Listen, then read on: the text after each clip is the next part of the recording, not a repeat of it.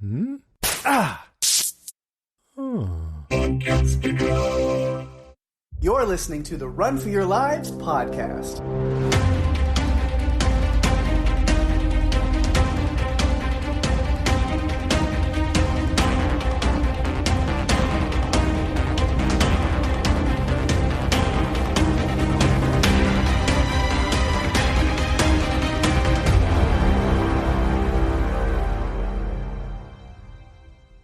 Hey everyone, welcome to the show. I'm Daphne. And I'm Pake.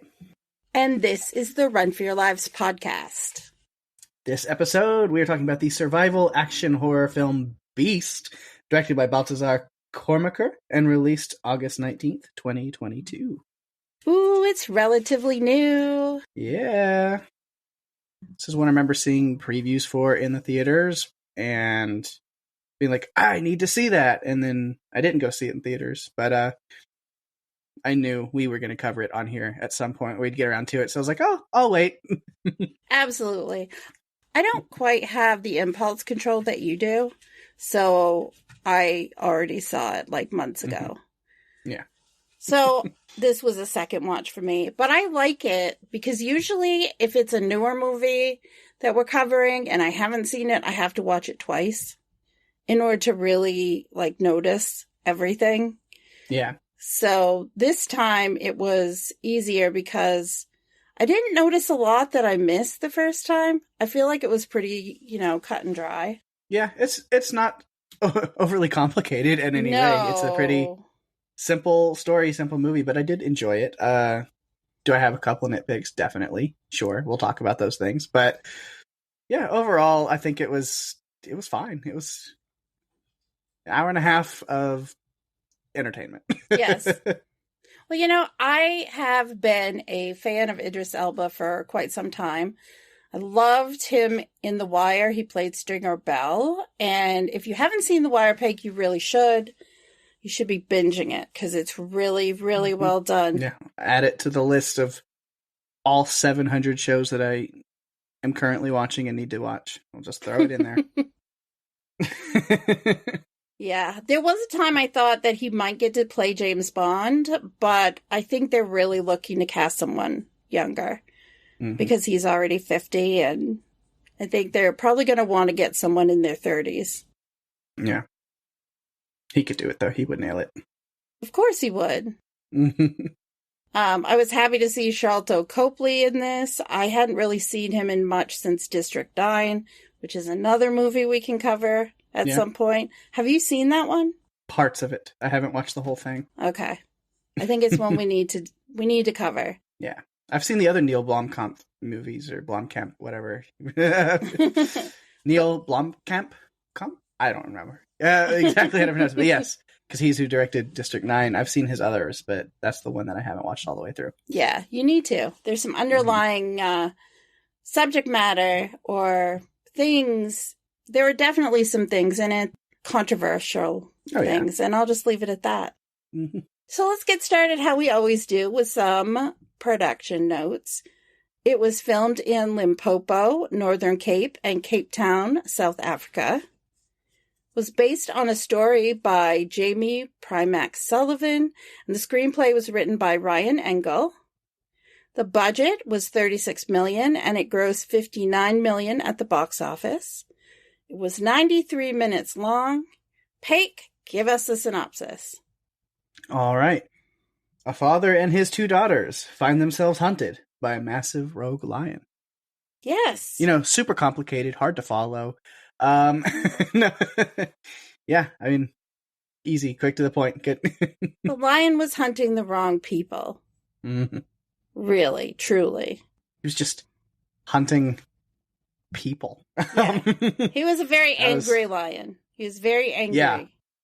Yeah. So, I mean, that's one of my notes, since we'll go ahead and we'll start jumping into notes and talking about those. Is usually, the lion would be kind of the last thing, but I have just a few little notes about him. But yeah, that's kind of one of my notes I talked about was like, so clearly they're dealing with a super lion because the trank didn't last very long. And it's immune to fire explosions, I guess. But then the more I thought about it, I was like, it kind of is like a superhero story of the lion. in a way, he's avenging the death of his pride by waging a war on human poachers, or on humans, because the poachers killed all of his like pride off. He's the main avenger, right? Yes. Unfortunately, he just doesn't understand that these people are innocent because it's an animal. Like he's not gonna think it through complexly. No. But he's the main avenger. He's the lion superhero. Yes. He looked worse for the wear as time went on. I thought, even though he'd been in the fire and it did singe off some of his hair, I thought it would have been a lot worse. I mean, he was inside that Range Rover when Martin blew it up. With gasoline, like, dripping all over him. Yeah, it doesn't make sense. Yeah. One little thing. There's some lion stuff that I kind of took issue with, but, I mean, to get the story the way you want it, and that's what kind of movie this is. Yeah. So, I mean, yeah, we can even just talk kind of the lion notes, I guess, first. That'll be a first, is usually save the, like, thing. But, because I only have a few, so I'll get them out the way. And a lot of it is, like, some of it's fun, but then, like the opening sequence with the poachers killing the pride, and then it was kind of weird the way they did it, because I was like, this is a very sneaky ninja lion. The fact that something so big can be so quiet that nobody even knew what was going on for a while. Yeah. Like, where'd your friend go? You mean a giant lion just silently took him away? Okay. Yes. I loved that they put the noose back up after they had basically lured all of the pride there and then killed them all.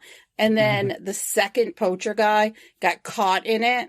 Yeah. And met his demise. I was so excited because it didn't hit me as much the first time I watched it. Like, I didn't really give it a lot of thought as to why the lion was so angry. But then watching it this time, it was like, oh my God, no wonder he was pissed. Mm-hmm. I didn't overthink it with this. So my notes are probably going to reflect that as we go through. I don't blame this lion at all. I mean, he watched his whole pride get murdered by these poachers who were not nice people to begin with. Although he did do a lot of damage, taking out an entire village. And then, R.I.P. Martin as well, who took himself out trying to save or keep the girls safe. Didn't work. Yeah, it was interesting. I was like, kind of like a Batman, except Batman usually doesn't kill people. So no, the Punisher. He's the more of the Punisher of lions. Yeah, because even to that like point where it's like just kind of unnatural stuff was like usually the ways they would avoid man or like not do things like he's killing but he's not eating any prey. So it's like not for food, that it's right for sport, premeditated.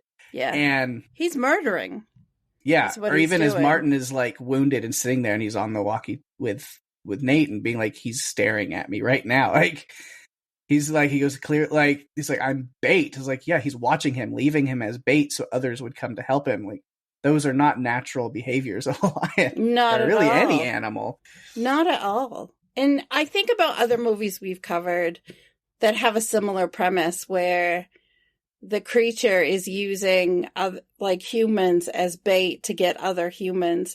And it follows along with that thought process, I think, that this lion is deranged. He's so angry that all he wants to do is kill. Yeah. And he leaves behind a whole lot of bodies. Yeah. So that's really all the notes I had, other than just kind of the ending bit when they're at the school/poacher lodge, as it's been transformed into. Yeah. Which I knew it. I expected that he would show up. But I like, they keep like focusing like quickly, like on pans and things. I like that front door being open. And so you keep expecting him to like just pop up in the front door. And then he doesn't, which is kind of fun. But then you see him walking in the background, like through the window, the little hole in the window later. But I was like, so I expected him to show up, but then I was like, suspension of disbelief, right? I was like, because I find it really hard to buy that the lion would follow them all the way to that school, because they had been driving like from night up till like into the next day. So like, I'm sure it was still pretty early in the morning, but like, really? Yeah. like with a like limp. He just got blown up. Are you sure that he didn't just hide under a tarp in the back of the truck? Oh, he just like got in the.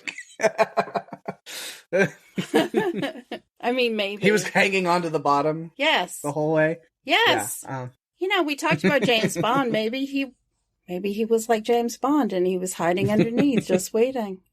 Yeah. I mean, probably. He's the villain of the story, but I think the poachers are the big villain. They're the catalyst for the entire thing. Yeah. But I look at him as a villain, but not really, because I think he was driven to do this. It was almost like he was rabid. Mm-hmm.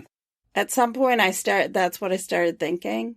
So there's a scene where the crocodiles go into the water, and I'm thinking, well, they could have had Martin for lunch at that point if they'd wanted to, but they were getting out of the city real quick because something was kind of freaking them out. Yeah, no living thing wanted to be around this lion. Get out of his way. He's on a rampage. No. I think that was a big clue that, okay, something's going down. Yeah. So yeah, that's really all the notes. I just wanted to point out some of the lion things. I did enjoy that for the most part. There was also like a lot of like, okay, you're really powering this thing up in a lot of unnatural ways. So we're like, I don't think he should be able to actually pull that off, no matter what kind of. But it's a creature movie in that regards, and so if it behaved or even was like a normal lion with like its kind of same weaknesses, like it'd be a much shorter movie. Yeah. Agreed. So, are we going to get started with characters like we always do? I feel like we have to start with Dr. Nate Samuels. Idris Elba. Yes. Great Idris Elba. Yes. It's fun.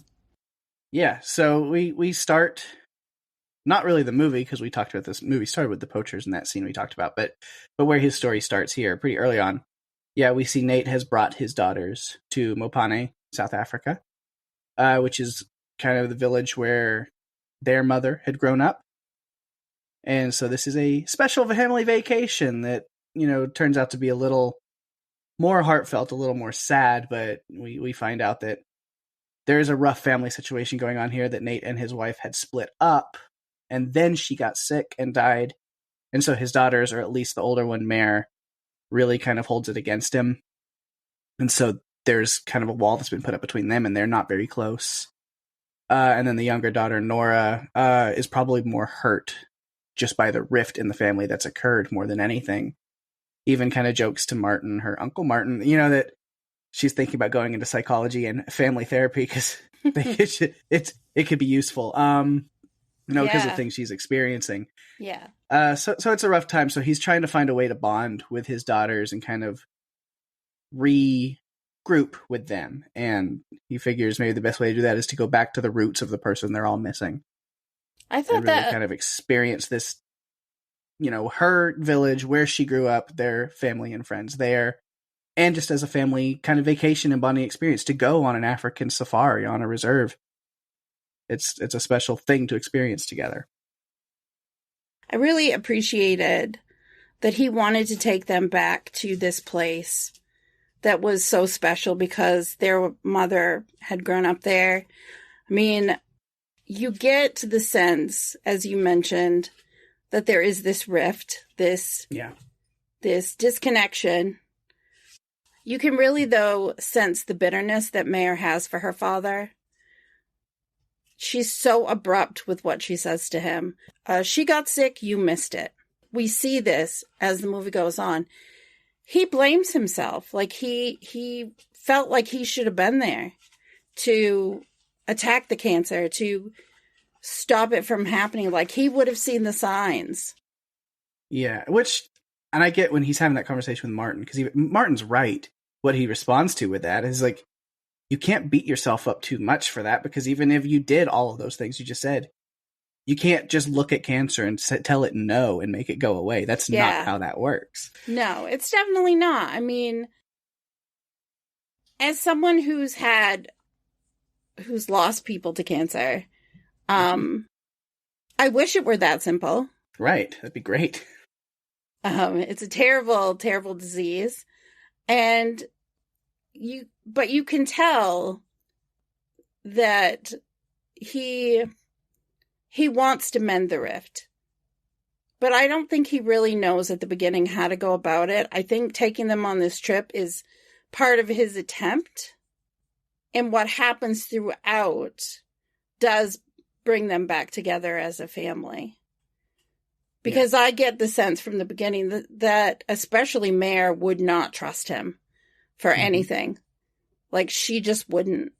And I get this sense of maturity from her in her responses to him and the way she communicates with him. Almost like she's had to take this responsibility for her sister and being like, necessarily a parental unit, but just a responsibility of caretaking or support for her sister that maybe she wishes her father had done himself. Right, but I mean, again, that's not completely his fault or anything either.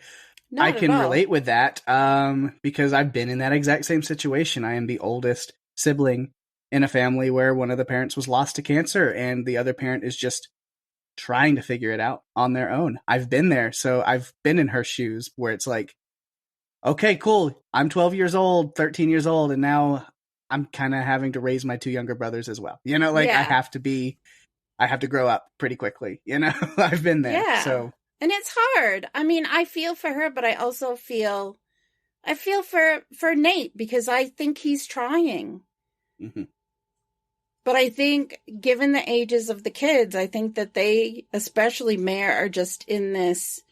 There's a lot of pain associated with the loss, and I think sometimes it's easy to deal with the pain by blaming someone, by putting that energy into putting the fault on someone, making it their fault, or why couldn't you, you just think things, why can't.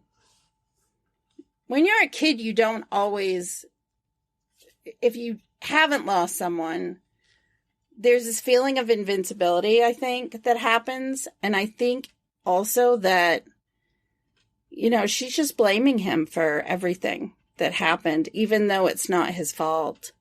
She's just lashing out because she doesn't really know what to do. And I think she's just really tired of being this, person that's kind of having to be the support, and you can see her independence through the conversations, especially early on, but that does change throughout the movie. Yeah. So they spend this one night, they get to Martin's house, they're there, which that house is just awesome. I love it so much. I was like, I would love to hang out there, that garden and everything. I was like, it's really cool. But yeah, so they're there, and then they take off the next day, head out onto their safari and a private section of the reserve that Martin works at. So it's very exclusive, very special, just kind of a time for them to not have to deal with like other people and just have like some family time. And man, bucket list. They're like living the dream, like seeing African animals on a reserve. That sounds amazing to me. Like take me now. It's definitely something I would love to do. Yeah, natural habitat. Like it's incredible to think about it. Yeah. Not in a cage, not in a zoo, like out there in the world where they're meant to be. Yeah. It's incredible. Yeah. Of course, as this movie goes, then sometimes running into animals in their natural habitat is dangerous. Again, yes. I'm not so worried about it after watching this because I'm like, this is fiction. Like, this is this Punisher of a lion. Like we talked about. Not really. It's not going to run across something like that in real life, but that's what they do. So the situation at the village where they run up there because Martin notices one of the lions is injured, so they run up to a nearby village to kind of see if anybody knows what's going on, only to find that that whole village has pretty much been slaughtered, at least everybody who is still there, by a lion. And then as they're taking off, they run into Matunde, one of the villagers there. And of course the radio doesn't reach from the spot that they're in, because that's how it always goes, right? I know. But they did describe it well, that it's because of the mountains. I mean, it does make sense. True. Yeah. But there's always a loss of communication. I feel like there's a formula for some movies. Yeah, absolutely. Comms will be broken by something. Yes. Right? Yes. That's how it works. It is. And then, you check the boxes as you go through the movie. It's like, oh, right. Okay, communication not functioning, check. Okay, let's move on. Yeah. And it's, Nate is a doctor, trying to be the good doctor, as he is, but unfortunately is a little too late for Matunde. And we get Martin wandering off after the lion. So wonderful. That's always going to go well, right? Split up the group. Check box number 2. Yep, that's horror movies 101. Right. I think too, though, I liked that Matumbe confirmed that it was the lion. At least they knew what they were fighting now instead of, wondering. So that was a plus. Yeah. And then Nate meets it pretty soon after that, after going look for Martin. So the lion chases Nate back to the car. And they fight it off with only, a smashed window and a cut up leg as their losses for this first interaction. And then they drive away for about 15 feet. Right into a tree. So Mare is wonderful, but I'm not sure she should have her driver's license if she has not one. Not quite yet. No. She did her best because her father left the body in the middle of the road. Mm-hmm. And I kind of wondered when he did that. I thought, might it have been better to move him off to the side? Of course, they weren't in a hurry at that point either. So True. True. But they did know that it had to do with the lion. So I think I would have thought, okay, we need a clear path in and out. We need to be able to get out of here in a hurry if necessary. Right. Yeah. But then there they are in the car, not going anywhere in that one. No. So that's where they hang out. And then there's the second attack on the car a little bit later. Because they get a hold of Martin, they figure out kind of where he is, and then, Nate goes up top to get a line of sight on the lion to see if he can tranquilize it, and Mare's just like, I'm going after him. I'm just gonna go get Martin. She's just like takes off. So independent, like it's just more of the independence. Yeah, like invincibility. Yeah. So as she's walking away, that's when the lion shows up for round 2. Fight! So have her wandering off, but then we get all these, like the scenes of Nate fighting off the lion while he's underneath the car, which were really tense. With it coming in on both sides, kind of swooping in and out. The paws just reminded me of my cats. Like how they paw at things, and I'm just thinking, man, that's a big cat. Yes. But yeah, Nora gets the MVP play of the game. Yes, she does. Stabbing the lion with a tranq dart to get it to leave. But again, this lion is immune to most things. Apparently, it's just tranquilizer. Ow! Explosion. Ah. I'm beginning to wonder if maybe Martin should have not been looking so much at poachers as maybe someone doing some testing on the wildlife in this park. I know. Who's trying to, inject lions with super soldier serum like Captain America? What's going on? I know. What's happening? Because that seemed to be what was happening. I mean, that's what we were seeing. Right. That tranq dart should have knocked that lion out for a couple hours. It barely. It made him go away. And he looked a little sleepy. Right. He's just running off pure adrenaline, anger, and spite. Yeah, exactly. Is that what it takes when you're exhausted? Just get fired up and run off adrenaline? Okay. Right.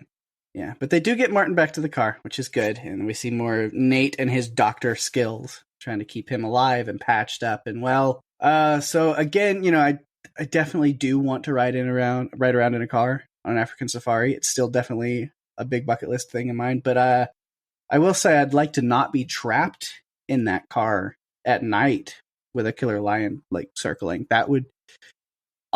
Can I put that in the special notes if I book my safari trip? But let's avoid that one though. I don't want to do that part. Okay, so you don't want to do that. Would you like to get scratched and then have to singe or close the artery by heating up your knife and then putting it on it to cauterize the wound? Again, if I can build my safari package like a la carte, like I'm gonna leave that one unchecked All as right. well. I thought you might. Yeah, I don't want that part either. No, I'm not sure anyone does. Mm-mm. But I will mark the box for a cheesecake, if that can be included somehow. Okay. No. Yeah, a picnic lunch? You want a picnic lunch? Okay. Yeah, we can do that. Okay. As long as I'm not the picnic lunch, then we're good. Okay, good. Yeah. But yeah, so they're just having to hide out in the car. I laughed a little bit with Martin kind of waking up and then going, "Are the girls okay?" And Nate just being like, "Yeah, they're fine. You know, they're just in the front sleeping by the smashed out window where they could easily be grabbed. So, you know, they're totally fine." Yes. I mean, that lion had already pawed in there trying to get at, I think it was Mare that was sitting there first. Or yeah. They kept moving and switching all around. So, no, I wouldn't trust a broken window. I know. No. That's my thought. I was like, why are the kids sleeping up front by the busted out window? Shouldn't the adults be up there? Shouldn't be swapped, you know? Like, I get it. I guess Nate has to kind of be back there with Martin to make sure he's okay. But if he's stabilized, have Mare watching him for a little bit. Yeah, I would not. No, not a good idea. It's a really bad idea. Just gonna leave it there. But they go to bed for the night, or at least attempt to. And yeah, I think, like Nate, I'd be having some pretty effed up dreams as well.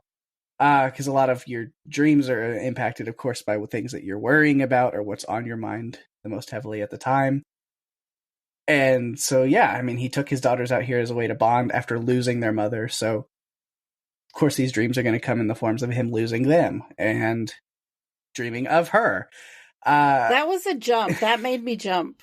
Where he's dreaming of the girls outside the car and the lion attacks them. Oh my God. Made me jump because any kind of jump scare like that, it's just. Yeah. And even like little things that your mind's running on, like, water conservation is going to be on his mind pretty heavy. So clearly part of that dream when he first wakes up is all the water's gone. Like, and that's, even this is my first time seeing it. I knew it was a dream right then at that moment. I figured that, like, as soon as the water was gone, I was like, okay, yeah, it's a dream. And because then the girls aren't there, and I was like, okay. Like, it wasn't hard for me to figure that out. But then they kind of kept playing with it for a little bit. And he was kind of having these, like, dreams or visions throughout the whole movie of his wife. Yeah, he did. It started, like, right at the beginning. We kind of see that when he's on the plane. Mm-hmm. He's having those dreams. Yeah. And then, things have been tense throughout the movie a lot, but then let's up that intensity just a little more, because the poachers from the beginning of the movie are now here. They're the ones that killed this lion's pride, and they show up. And Nate is bargaining with them to try to get themselves out of there, which, I mean, desperate times, man. I get it. Yeah. Do what you got to do. They agreed to for 5,000 American dollars. Mm-hmm.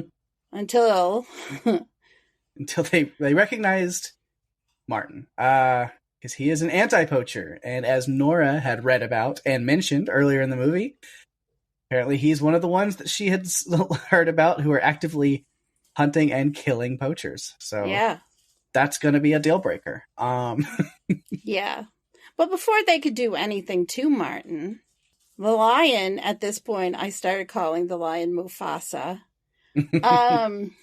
Starts attacking everyone. Yeah. And things get really chaotic. Yeah, so the poachers kind of scatter to the winds, and the lion's dealing with them. And Nate decides to steal one of their trucks to take off of them. Because their car's been done for. Their truck's been done for since Mare drove it into a tree. So he's got to get his family out of there, so he's going to take one of their trucks. Of course, the keys are going to be in one of the guys that ran off, so he's going to have to take off for that. Looks for keys and instead ends up hiding in a tree from the lion. And of course there's going to be a snake, because there's always a snake. Every time there's a snake in the water. There's always. So there's some, how about superhero moments? There's some quick reflexes from Nate, right?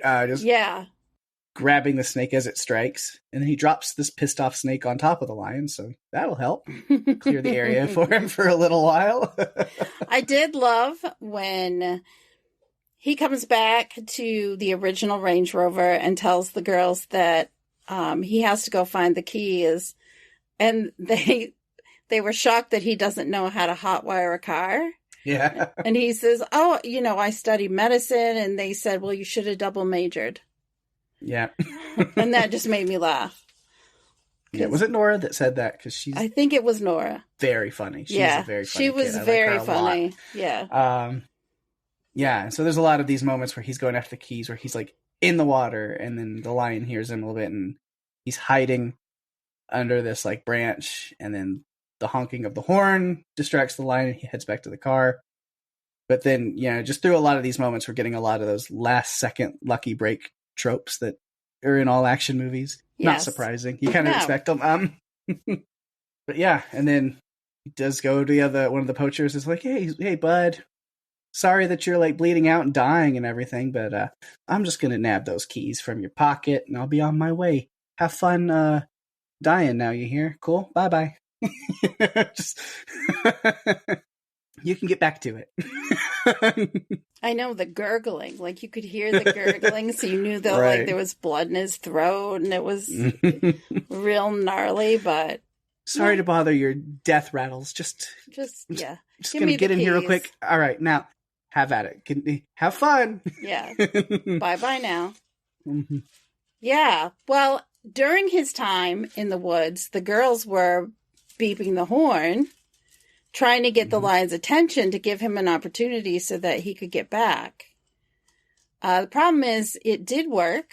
The lion starts pushing at the Range Rover. Yeah. Martin has no choice but to, insist and push the girls out the back before the lion and the Range Rover go tumbling down. So Pake... Lion and cargo falling down. Falling down. Yeah. Lion and cargo falling down. Is Martin dead this time? No, he's not. Because the dude's straight up indestructible, except for his one weakness: explosions and fire. That'll do it. Apparently, there's still not a weakness for the lion, but it'll take out Martin. I mean, that lion went rolling down the hill, and that was not an easy thing. So it's been trained. It's rolled down the hill. With a car. Landing on top of it a couple times. You then have... It's blown up by the fire. And it's still not dead. Mm-hmm. Yeah. And I did notice before Martin kind of lights up the lighter to blow everything up, he's apologizing to the lion. Which, there's the good wildlife ranger in him, right? Yeah. He didn't want to do it. I mean, he didn't want to have to do it. This lion was the last of its pride and was out for vengeance. And I think Martin got it, but he had to do this to save the girls. And so he took his lighter out and blew it up. Mm-hmm. But I still don't know how the lion could be inside the Range Rover, have blown up, and still be running around. It's not even a zombie lion. Yeah. Just don't know. Zombies. Oh gosh, have you seen that movie? I haven't. Oh my gosh. I haven't seen it. I've seen the first one. Oh my god. Yeah. Yeah, so they do get the other vehicle. Nate's driving away, and then as they're driving back the way they came, they see the same pride of lions that Banji and Martin had showed them before. So Nate takes Mare into the nearby abandoned school close by, so that he can kind of patch up her wound from that last lion attack on the car. And of course, great. The abandoned school is just a poacher's lodge. Awesome. Mm-hmm. Nora was especially, excited to see all of the hanging animal carcasses and pieces and heads and stuff on the ceiling. Right. Mm-hmm. Yeah, no. Yeah, and then we talked about, of course, the lion does show back up. We talked about that, and that's kind of this like final showdown, which I was like, as a Pokemon, so this lion definitely has a resistance to fire type attacks, so it's fine there. But we see Nate like kicking and punching it, and seems to be doing a good job. So the lion is resistant to fire attacks, but then Nate is a fighting type and is pretty strong against him, then I figured out that this lion is a rock type. That's how Pokemon works. Okay. So Okay. This was a rock type lion. That makes sense. Not to me, but you continue. I mean, I guess it kind of, because then as the other lions are hopping down off of what? Rocks. So the lion is a rock type Pokemon. We've learned that now. Okay. And they jump down off of those rocks to as this lion. Maybe he's a dark type too. Dark is weak to fighting, so he seems pretty dark. Well, he was definitely weak once he got stabbed. Yeah. So it has a resistance to steel, or not a resistance, but a weakness to steel type as well. No, I'm sorry. Playing too much Pokemon. Yeah, the other lions kind of jump down while Nate's getting torn up to pieces. But as was mentioned way earlier in the movie, again, I like when little things do come back. And yeah, this lion is now in that pride's territory. So they got to go mark his ass, right? They got to go teach him a lesson. Of the jungle. Yeah. They have to protect their pride. And these are the same two lions that Martin, raised. Yeah. Kuda and Kawi. They're doing what they need to do because the lionesses go and get the food and the male lions protect the pride. And so the two of them were ready to protect the pride. Yeah. And then as Nate is fading out, Benji appears. You just hear his voice, but he shows up and they all get to safety. Happy ending. Yes. For them. Mm-hmm. Not the other. Not for everybody. Not for everybody. No. Well, at least for the Samuels family. They're fine. I did like that they tied the ending in by taking the family photo at Awali's tree. Yeah. Yeah, that was cool. I mean, the photo ended up being very cool because of the timing of it. With the birds flying off it. I have a few notes about Mare based on the photography thing that I'll talk about when we get to her. All right. Well, the time to get to her would be right now, unless you have more notes on Nate, because that's all I had. That is all I have on Nate. Yeah. And I actually threw the girls together. Okay. Mare and Nora, because I don't have a whole lot of notes. Just kind of mainly just the two of them. But yeah, as we see them arrive, Nora, again, I mentioned I really like her because she's just like funny, and adorable, and like, yeah, I was like, I'm not a big fan of the heat either because that's immediately what she's complaining about. And I was like, and I live in Texas, so yeah, I know. And so yeah, I understand the heat would just be terrible, but also, like I said, even with that heat, I think, the African bush is still definitely a place I would love to visit. It's an experience of a lifetime. Got to do it. I think you can put up with the heat if it's something that you really want to do and something special. Like you can tolerate things because you're in the middle of doing like a once in a lifetime opportunity. Right. Mm-hmm. It's when it's an everyday occurrence that it gets to be a pain in the butt. Right. Yeah. Like I don't do beaches. It's too hot and sandy and humid, and I just don't.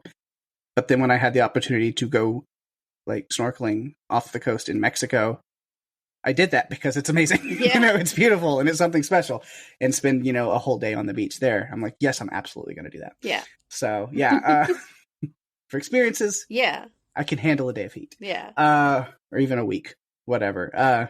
You think, I would spend longer than a day in Africa if I got you.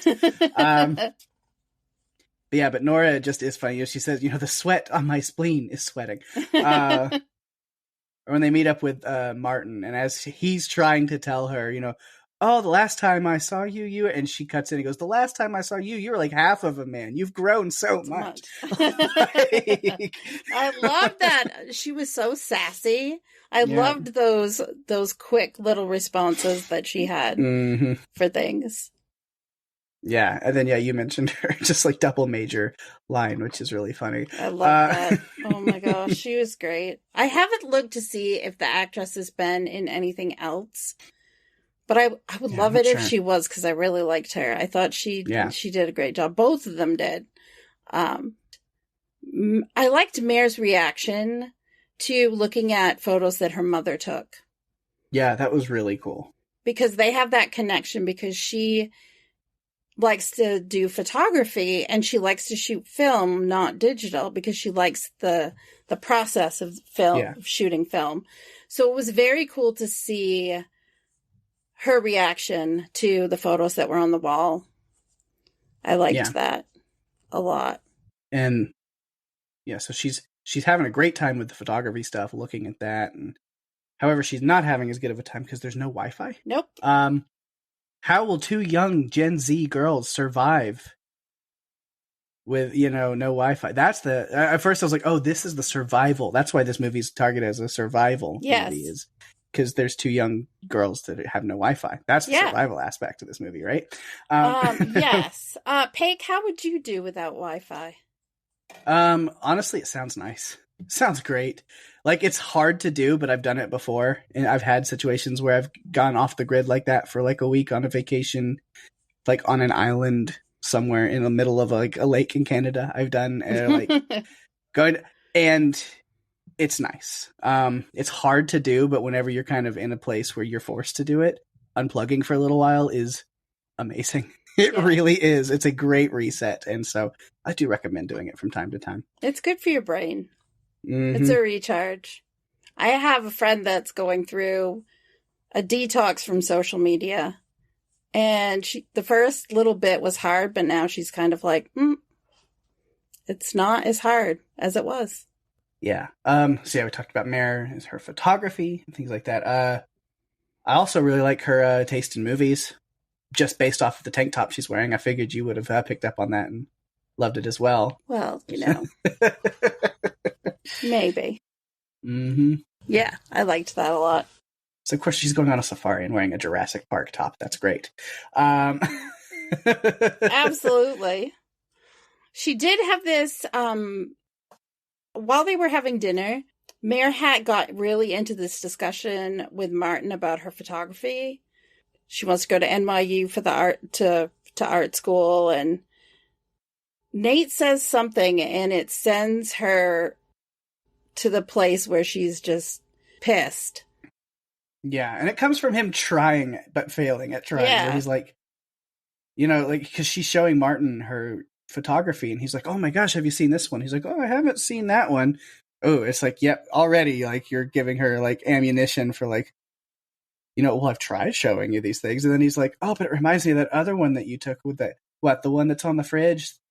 With the blue car. And she's like, it was a red car. And that was like 5 years ago. So clearly you're not paying attention and you're not. She basically says, Martin showed more interest in my photography in the last 10 minutes than you did in the last year. And then she pushes it further to say, or the interest you showed once mom got sick. It revealed a lot of the issues, I think, between the two of them. Yeah. That kind of got worked throughout this movie, because by the end, when he said, you need to trust me, you need to stay in this room, I've got to go do this. Like, it's what's got to happen. We're not going to survive if I don't. And they let him go. But there, you could see that the connection between the family had kind of come back together. They were really emotional and worried, and you could see that more freely than what we did at the very beginning, because it did seem a little disconnected, like he hadn't spent a lot of time with them. I don't think. I mean, sometime, yes, but I don't think he had been, he just hadn't been as present. And then by the end, we got to see that it really changed. Yeah. And then the last note I have there, you mentioned, but I like the kind of the ending where, they're recreating this photo that was, one of her mother's favorites, or their mother. And then even with the credits kind of showing more of like the photographs that Mare had been taking on the safari before the other stuff happened. Yeah. Her camera survived, surprisingly, somehow. I like the way, too, that as she was taking photos on the safari, you could see she had her camera and she would focus in and take the photo, and then we saw the black and white like right away. Yeah. I liked that. I thought that was kind of a cool concept. But yeah, I don't have any other notes on them. Yeah, I've got the only other notes I have at all, as I might have some Martin stuff as a character. So I talked about how much I freaking love his house and his property there, which I guess in the world of this movie, it's it'll go up for lease soon. Nobody's living there anymore, so I'll take it. We'll have to work out the time zone for recording this podcast, and you're going to have to get some Wi-Fi, Pake. Yeah.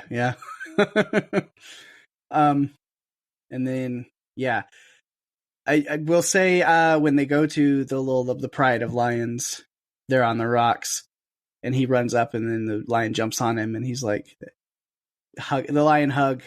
Man, that CGI was. Yikes, that was rough. Like, even I think Martin was CGI throughout that whole scene. Even for 2022 standards, that was not pretty. And just wait, because I've got some things to say about it once we get to behind the scenes. Oh, really? Mm-hmm. But yeah, and then I noticed, this is where we meet Banji, one of those. Banji. Don't see him a whole lot. But Banji, when we meet him, I could tell pretty quickly Mare definitely had a thing for him. She's going to go hang out with him just straight up closer to the lions. It's just so I can take pictures. Sure, it's not so you can go walk with that guy for a little bit, right? And Nate's kind of wondering about the safety of all of this situation, but Martin and Banji seem to know what they're doing. He says they've raised these lions from cubs, so they're still wild, but they know them, and so they have an understanding there.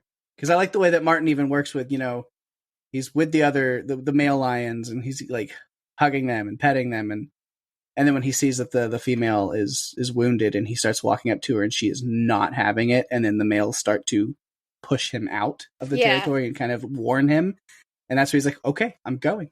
Cool, we're good. Yep. He knows the boundaries there. Yeah. And respects them, and I think that's one reason why they respect him or continue to respect him is because he does look at the boundaries. Well, Mare definitely paid attention when Banji was putting together the trank gun, which was good because that came into play later on. Yeah. I did like the little added tidbit that it was actually Martin introduced Amale and Nate. And that was shared. I really liked that. And that he had known Amali since they were kids. Yeah. I liked that part. He kind of lived there in the area. And got to know her. And then, and then he even says that she's the one that got him interested in wildlife and is the reason he is a, reserve ranger / anti-poacher. Yeah. Now. Well, I mean, Nora even asked him that. Mm-hmm. If he's an anti-poacher. She's the one who's talking about anti-poaching while they're in the Range Rover driving down the road. Uncle Martin, are you an anti-poacher? And I'm just thinking, I don't think he's going to tell you if he is. Right. But okay. I tell you, but I'd have to kill you. Yeah. So the situation with the village was where things really start getting bad. I mean, he's even saying he knows a lot of those people, and so he kind of is on a mission now, and the family's just kind of wrapped up in that with him. He's got to figure out what's going on. Yeah. Yeah, and then after that first attack, in a way, I guess, because he kind of wandered off before the lion ever got to the car, but it does attack him, but it doesn't kill him. At first I was like, well, I guess he's just gone, and that's all we see of him, but then pretty quickly we get back to him. He's alive, but he's not in a great spot. No. Physically or geographically. He is wounded pretty bad, and he's also literally in this riverbed area where we've literally just seen crocodiles. So it's not the best place to just hang out. No. And he's kind of resigned himself to dying there. Mm-hmm. And Nate is not having anything of it, and neither is Mare, because she just runs out of the vehicle later. Oh, I'm just going to go up here. There is a lion. He is rogue, and he is outside your vehicle running around. No, probably not a good idea. Mm-hmm. But that's it. Yeah. I feel like we've Yeah, we've covered everything. Yeah, that is all I had too. I said no. Going into this, it's not overly complicated. No. Of a movie. It's pretty. I think those are sometimes good ones to do. Yeah. Because like last week... It's an hour and a half long. It's a quick watch if you just want some adrenaline and a fun little story. It's great. Yeah. I think it's... Yeah. It's definitely not as complicated as some of the others we've done more recently. Mm-hmm. So I think it's good. So that leads me to my little bit, which is behind the scenes. So Pake, get ready to learn more about those CGI lions. Mm-hmm. So all of the animals in the film are CGI. Enric Pavgea served as the visual effects supervisor.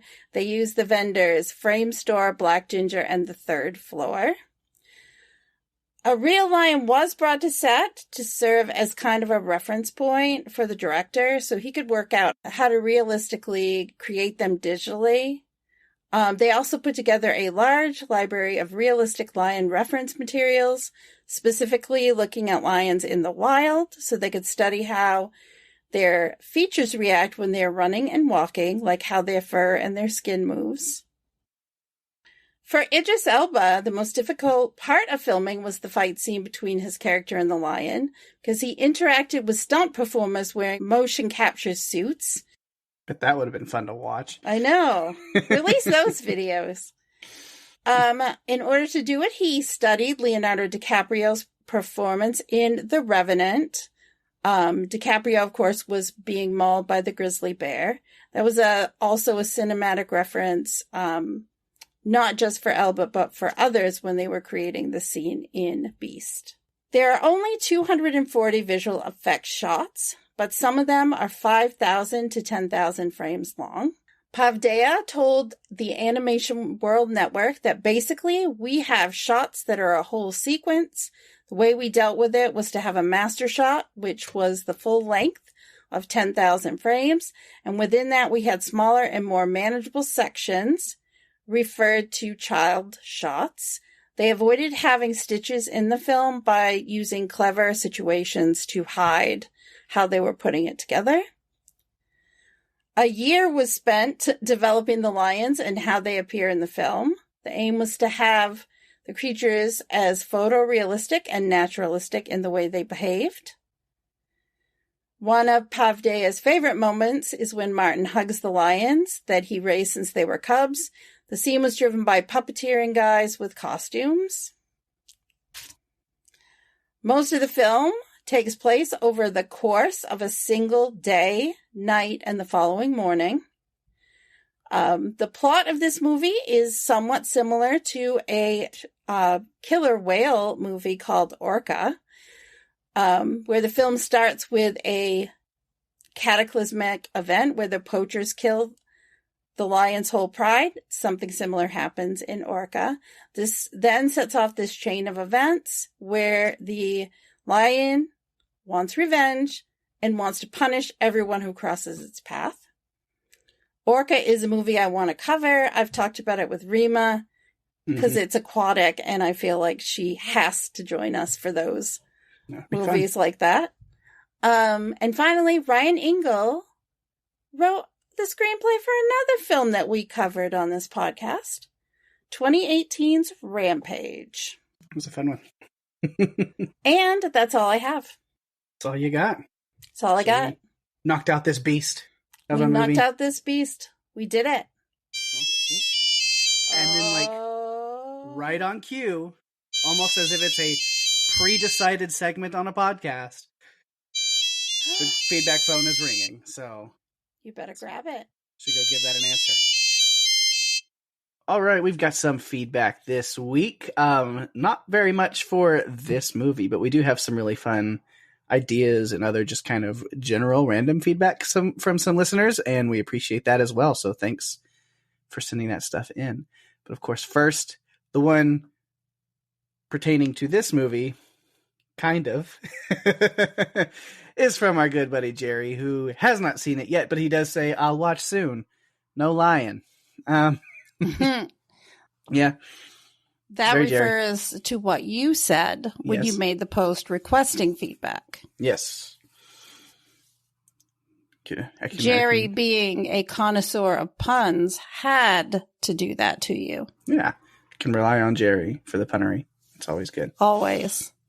So our good friend Tony shared a Binging with Babish cheeseburger video where Babish recreates the cheeseburger from the menu.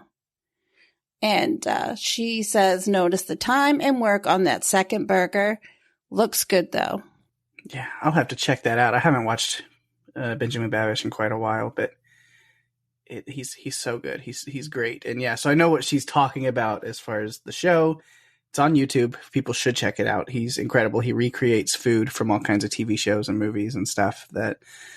Yeah, and so he kind of recreates it exactly to the formula of the show in the first one, and then he kind of puts his own spin on it to see how he can make it better in the second try. Usually with cartoon food, it's the original one is like a monstrosity, an abomination, and then he's like, "How do I make this edible?" That could be good. So I'm interested to see. I mean, yeah, it seems like a pretty classic, basic burger, but.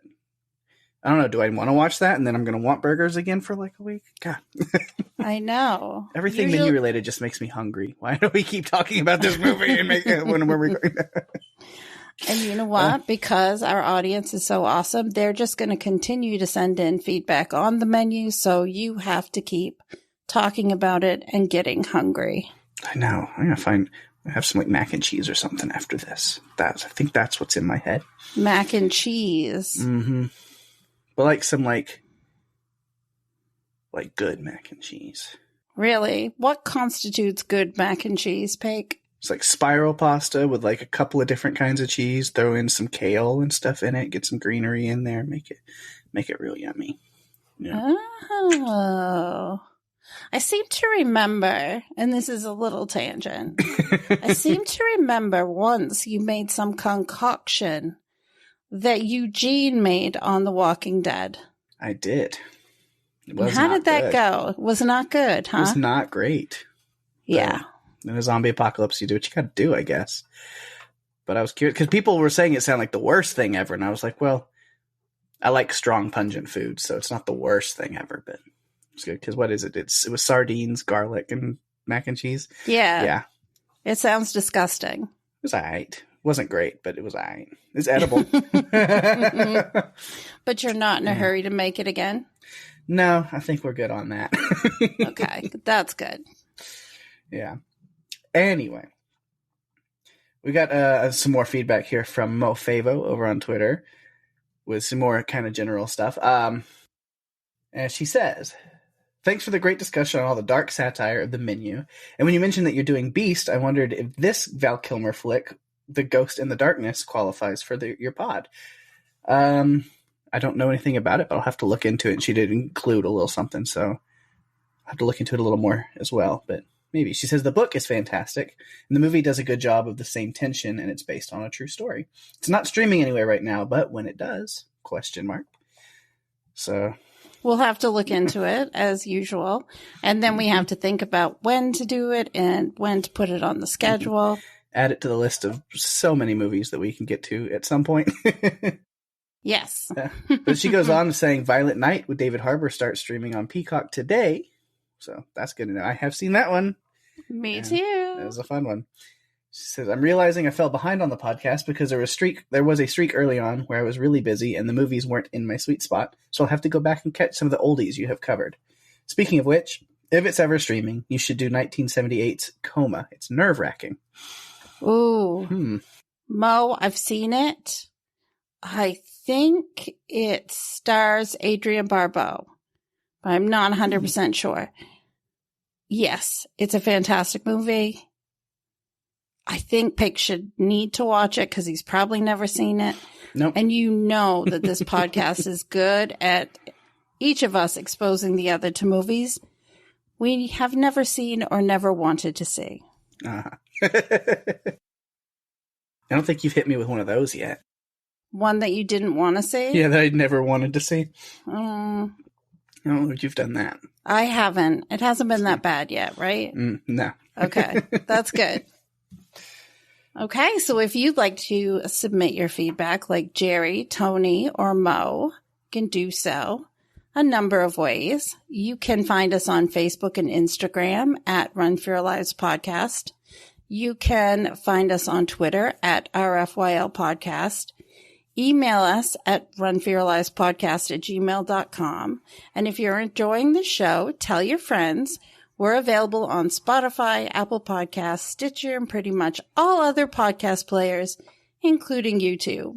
Go to runforyourlivespodcast.com for all the links you'll ever need and give us a review on Apple Podcasts, as that's the best way to share the love and get us out there even more. We really appreciate it. Yes, we do. Absolutely. And talking about sharing the love, go ahead and give a couple shout outs to things going on in the podcast universe around us. The main thing that I'm still just like super stoked on is The Last of Us is here. We've got 2 episodes and they've both been incredible. My God. The clickers, the introduction of the clickers in episode 2. I won't spoil anything, but just picture perfect in every way possible. It was amazing. Definitely. Very creepy. And yeah, I think they did it. They did so well in capturing all of it, not just visually, but the sounds as well. Yes. So if you are a fan of The Last of Us, which if you're not, you need to be, because it's so good. Then of course, right here on Podcastica on the network, you can check out The Cast of Us. And this week it is Jason, Rima, and Eric, and they are covering episode 2. So definitely check that out. They'll just be going week to week with the show. I'm going to be watching. I work on Sunday nights, but it's like priority. When I get home from work, it's the first thing that happens. Yeah. I grab myself a drink and I turn on Last of Us. Yep. So yeah. Always. Yep. And I'm always looking forward to their coverage. Their coverage of episode 2 has been great. And then they're doing feedback episodes a little bit later in the week. So definitely check all that Last of Us goodness out on The Cast of Us. They also do a live reaction show right after the show airs on Sunday nights. And it's got a rotating cast of people. Yeah, let's go check that out as well on the Podcastica YouTube channel. Yes. And speaking of other Podcastica stuff, Yellow Jackets, WTF, will be back sooner than we realize. The show, season 2, is right around the corner. It's not too far off. And I know that people are excited about it, at least, especially the people who are recording on it, because you, Daphne, with Wendy and Penny, somehow managed to spend an hour talking about a minute-long trailer. So we did. Yeah, that was a very busy week for me because I was getting ready to go away. But Wendy, Penny, and I had fun breaking down every single frame of that preview trailer. And I was already excited for the show to come back, and now I'm even more excited to get back to it. Mm-hmm. Of course, lastly, I'm going to give some love to the TV podcast industry's crew over there, which, Derek and his co-hosts. I can give Derek some special shout out because he's been over here before and we need to get him back. Yes. We know the movie. We just have to get it scheduled. Yes, for sure. But yeah, so you can go check out them. They're just huge TV nerds like we are, even though this is a movie podcast, we are some TV nerds and we have a lot of friends here who are. So a lot of the greatest shows they're covering over there. So they are also covering The Last of Us, and over on Disney Plus, they are covering the Star Wars animated series, The Bad Batch, which is in season 2 right now. They're covering episode 5 this week. Yes. So go check that out as well. But yeah, so that's everything going on other podcasts, but there's still stuff going on right here on this podcast. So next week, people can come back here and listen to us talk about something. What we got going on? Well, this is one I've been waiting on, and I'm so glad we finally are covering it. When an East End, London pensioner is about to lose his beloved residence, meaning that his close-knit friend group would be forced to all the corners of England, what's a guy to do? Nothing. His grandsons have it covered. It's a bank robbery gone wrong during a zombie apocalypse in London, as we discuss Cockneys versus Zombies. Wow. Yes, you got that. That'll be fun. Yes. It's an interesting one, for sure. I know. And I did see Jason from Podcastka this past week, and I asked him if he had ever covered it, and he and Karen said no. So I'm really excited to get to cover this. I'm even more excited now. Yes. So definitely check that out. Find a way to watch it. And yeah, reach out to us. Give us some feedback. If you've seen it, if you do see it, let us know what you think. You got a week. And with that, we've reached the end of another fun episode. Thanks everyone for listening. I'm Daphne. And I'm Pake. And if you have to run, you better run for your lives. Bye-bye.